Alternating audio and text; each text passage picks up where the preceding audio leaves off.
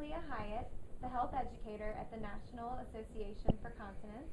I'm here with Lynette Franklin, clinical nurse specialist in the Department of Urology at the Medical University of South Carolina.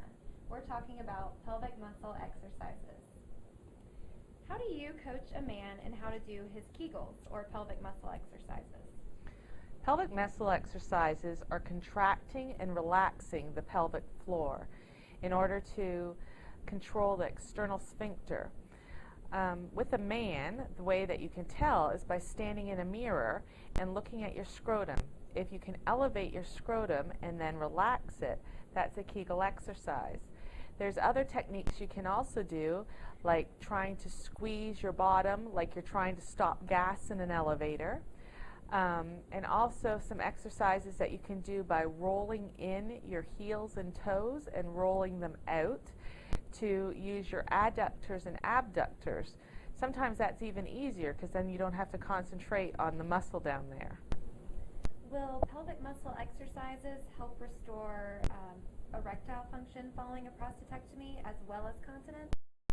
After prostatectomy, the pelvic floor exercises may or may not help with erectile function. But if you do have erectile dysfunction after the surgery, it's important to talk to your care provider. There are many options available that a man and his partner can employ in order to get erectile function back. How does a man's pelvic floor differ from a woman's? There are quite a number of differences. First of all, the shape. A man's pelvic floor is much narrower than a woman's because he doesn't need to accommodate a child in birth. A man has different organs.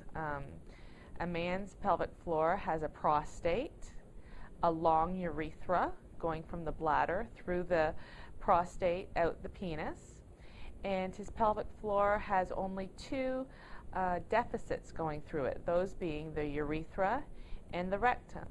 A woman's pelvic floor is much wider to accommodate for childbirth. Her urethra is much shorter, and her pelvic floor has essentially three holes: the urethra, the vagina, and the rectum. If I cut a person in half and open them like a book, this is what you'd see. This is their belly, and this is the pubic bone. This is the bone that is underneath the pubic hair. Behind that is the bladder. From the bladder comes the urethra, which is the tube that you urinate through. Behind that is the vagina and the uterus. Behind that is the rectum and the spinal cord. Suspending this whole structure is the pelvic floor. It goes from the back to the front, from the hip to the hip. In the female pelvis, we have three holes going through this pelvic floor.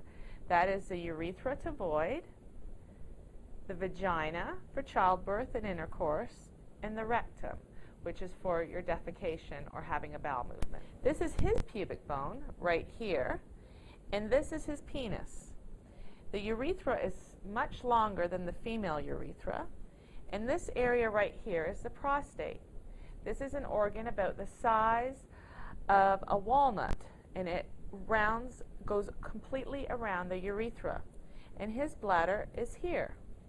Behind his bladder is the rectum, but he also has a pelvic floor muscle that extends from the pubis to the spine, from the hip to the hip. How do you coach a woman in how to do her Kegel exercises or pelvic muscle exercises? Well, when she comes into the clinic, first of all, I would show her the diagram of the pelvic floor, just to help her isolate what the different areas in her pelvis are. I would place a glove finger in her vaginal vault, just a little bit, so that she can feel where the muscle is. Then I ask her to do two different types of exercises: endurance and strength. Endurance exercises are the ones to see how long she can contract the muscle. The strength exercises are to see how hard she can contract the muscle. These two exercises are the different muscle fibers in the pelvis that are needed to regain continence. After I've instructed the patient and assessed her, we would decide on an exercise plan that was specialized to her and what her goals were.